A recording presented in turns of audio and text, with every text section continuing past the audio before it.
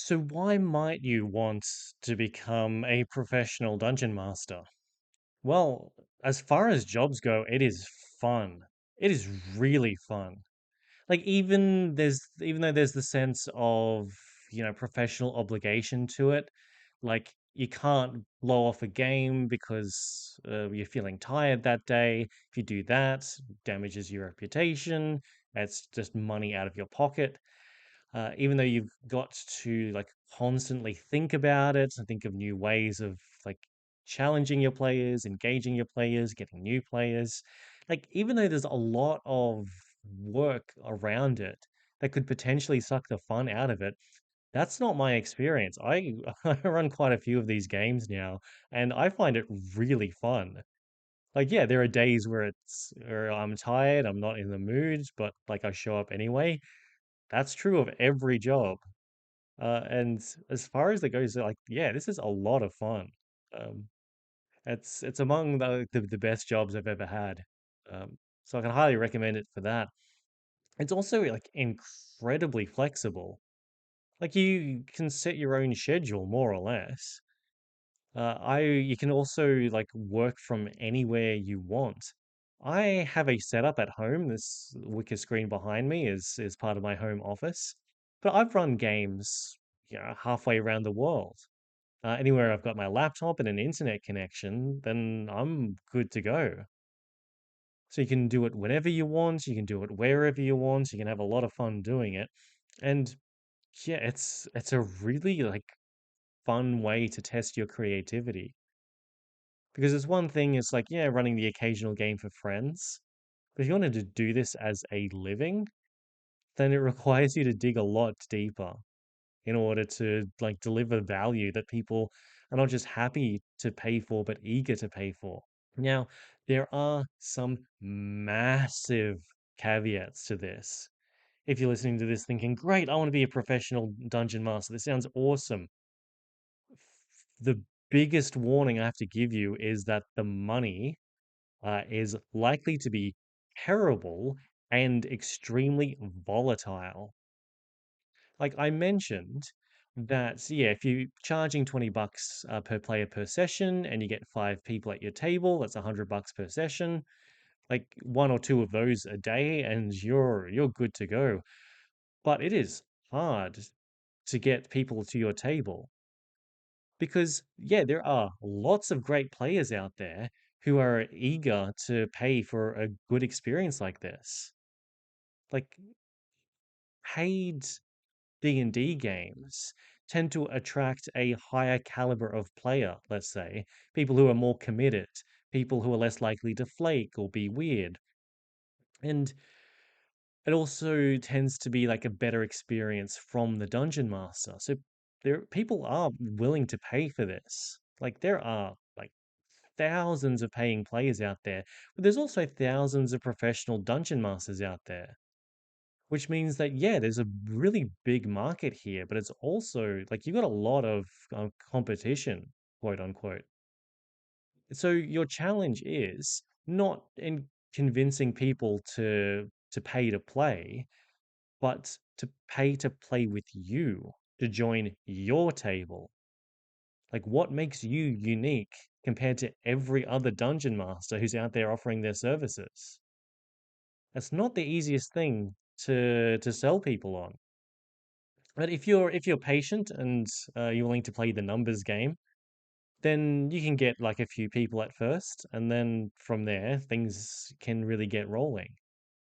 But the trick is that for one thing, you're going to be constantly hungry for new players. That's not likely to change, even if somehow you are fully booked, which would be an impressive feat. Churn happens, attrition happens. People leave your games all the time. Like people's like their schedules change or their finances change or they're only expecting to do this for a few months and everyone else is eager to keep the campaign going for years. And like that's just the way things work. Like if you're delivering a service to people, then you're going to need to constantly find new people to deliver that service to. which can be difficult. It can also be if you're not the right sort of like mindset for that, that can be a bit sort of intense and demoralizing because like I do okay with my D&D stuff. It is like the biggest source of my income right now. It has been for a while, but it's also extremely volatile. Like it can vary a lot from week to week, and it depends on players signing up for my games. Like I've had weeks where like I advertise a bunch of one shots and they just not only do they fill up, but they overfill. Like I've got people inquiring if they can join even though like all the seats are filled. And then I can have like 10 one shots advertised and literally no one signs up for them. Like that's the nature of the business. If you don't have a stomach for that level of like resilience and that level of like rejection, then it's going to be quite difficult for you. Now, it's possible that you already have a community of people who are like eager to play with you, in which case, you advertise 3 campaigns and they fill up and that's enough to tide you over. Which case, great. Uh, but that's probably not the typical experience. And even with them, there's still going to be churn. There's still going to be attrition. There's still going to be people leaving, and everyone who leaves needs to be replaced, or that's lost income. And in some cases, that means that the game can't run at all. And this is quite a common thing. I have a guideline for myself, like a bit of a policy. It's not a rule because I'd waive this if people wanted. But basically, if there's fewer than 3 people showing up to a session, I just don't run that session. Like 2 people, you can have a fun time with that, but you sort of need three as like a critical mass, which means that if you have campaigns that have 3 and sometimes even 4 players in them, like a couple of people are away that week, the game just doesn't run. That means that there's just no money in your pocket for that session. And if you're counting on that money, that can be a bit rough. On top of just the brutal nature of like freelance finances and just this constant need to get new paying players and the constant volatility, you never know what the next week is going to bring you in terms of business, in terms of money. There's all sorts of people drama that can come with this. I've I should say before I get into that, most people in the D&D community generally are great. They're fantastic people. They're very kind. They're very fun to play with. And when you focus on the people who are able and willing to pay to play, that gets even better because, it's a sign that they're taking this seriously and that they recognize that you're taking it seriously. And so that's pretty good. That doesn't mean that there aren't still weirdos and worse than weirdos out there. You will have to like navigate these complex decisions where you might have people wanting to join your games, but you're just like, no. It's happened to me quite recently. I had like an established game. It was full up. It was this ongoing campaign, but then some people had to drop out because personal circumstances changed, and so suddenly there's this established group, and new people were trying to join. And most of those new people who joined were great. Like they jumped in, it was a good fit. There was one person who joined the group, and their message to the group was because there are these chat groups, like chat threads for the group. Their message to the group was what level, not capitalized, not even a question mark, was just what level. Like this is the first impression that they've decided to make. So they're not saying, "Hi, like great to join your game. Like thanks for having me. Just curious, what level are we so I can make my character?" They're just like, "What level?" As if we're like talking to like a chatbot or something. And I had the decision to make, like, do I like do I let that slide? Do I just pretend that they're talking to us like a human? Do I like push back on that? Or do I just like kick them out of the group for being like really disrespectful? And in the end, I kicked them out, and like I invited them back.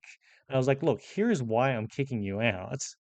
You're welcome to rejoin, but when you rejoin, like, please talk to us like we're human beings. Like, don't just make vague, grammatically incorrect demands of information from us. Like, have a conversation with us. And they were confused as to why, like, what they'd done was rude, but like, I decided to draw a line in the sand there. And I wasn't sure if I'd made the right choice or not until like I joined the next session and my other players were like, thank you for kicking that person out. I was so worried that they were going to join the group and then they were going to like throw off the dynamic. I'm like, cool. Your threshold for what counts as rude and how much rudeness you'll take is going to be a very personal thing. And that's a decision you're going to have to make constantly. Because there are times where it's like I'm like really eager for some money and this person is willing to give me money. How much nonsense am I willing to tolerate? And in this case, like I've got enough money, I'm just like, nah, I'm not tolerating this. I really like my group. I don't want to subject them to someone who just doesn't have basic social skills.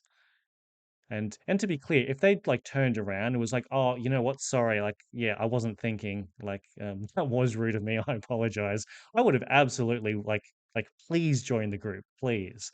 But yeah, they didn't get it. So they were gone.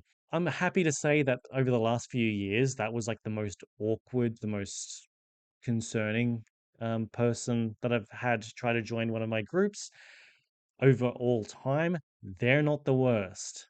It can get much worse than that to the point of like, I'm like genuinely scared of this person and concerned for safety.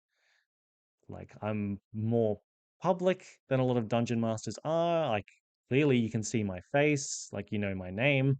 It's not like I'm inviting strangers over to my home or anything, but even so, like, there's other forms of danger than someone kicking down your door. And I've had someone join my group who was like psychologically like disturbed and quite unpleasant to be around, quite dangerous to be around. That's an extreme example, but you are going to get a lot of people who are like enthusiastic and in their enthusiasm are just like wrecking things. They don't mean to, they mean well. And I mean, like a classic example is like the over enthusiastic player who keeps like putting the spotlight on them. Like, how do you tell someone like that? Like you need to shut up occasionally. Like, not everything is a joke and not everything is about you. Let other players have the spotlight.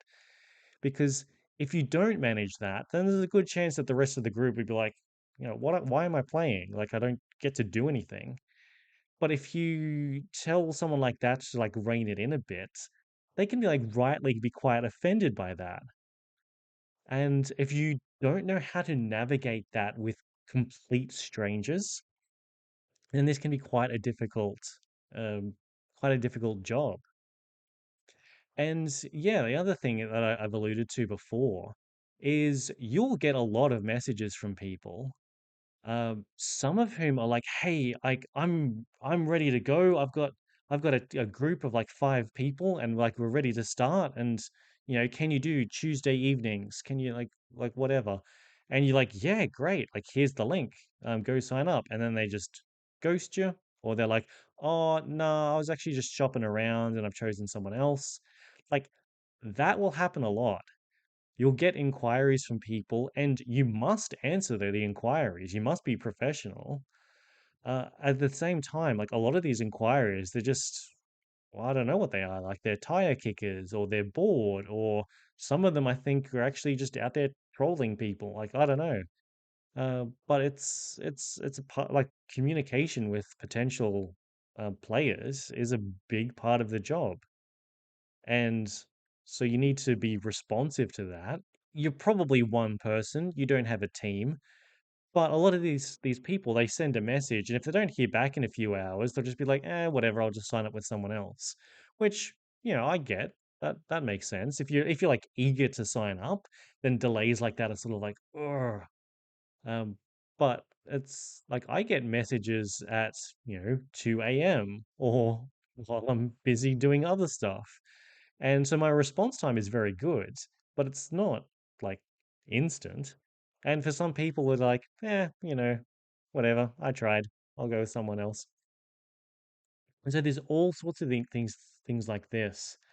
And the other thing it's important to note is that it's very difficult to scale this. Like, even if somehow you do manage to fill every advertised game, which is an absurd standard, don't expect that. But then, like, where do you go with this? Are you able to run a session every day? And if not, if you need days off, which likely you do, then how will that affect your income? How does that change your goals? Are you the sort of person who might occasionally need to take time off at the last minute because, you're caring for young children, for example, or like you're prone to migraines or something like that? Like canceling on your players last minute, like it happens, life happens. But if that's the sort of thing that's likely to happen often, then that can make it difficult to attract players, keep players, charge enough to make it worth your time. There's all sorts of just common business and human things that can make this either work really well for you or potentially work against you.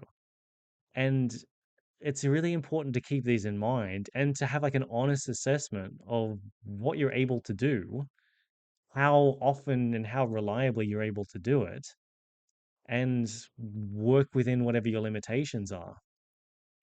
A big limitation for me is you can probably tell by the accent, I'm not American, I'm not European, I'm not based in any of these time zones.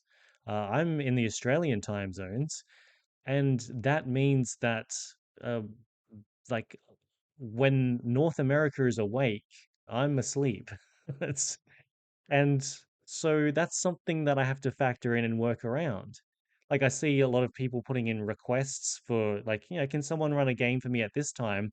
I'm like, that'd be perfect, except that's the time that you're suggesting is 3 a.m. for me, and I just that's just not going to be a good experience for anyone. But on the other side, being in Eastern Australian time zone is a resource for me because I run a game that's all Aussies. And like who else is running games on an evening for Australians? There are plenty of Aussie DMs out there, but all of a sudden I've got like a little bit of a niche. I can I can deliver something that's not quite as crowded as other time slots. So yeah, it's a lot of waffling for me. There's some fairly unstructured thoughts. Uh, Overall, being a dungeon master is great. But if you're expecting good money, reliable money, if you're expecting it to be all fun and no drama, then yeah, you're in for a reality check. It's a fantastic job, but it is hard work. But still, like, what isn't hard work? What doesn't carry risk? What isn't volatile? What isn't like at times just so frustrating you just want to like phone it in or call in sick for the day or even quit? Like, as far as jobs go, it's one of the better ones in my opinion. But yeah, if you need like lots of money in your pocket right now, yeah, that's there are other things that I'd recommend for you.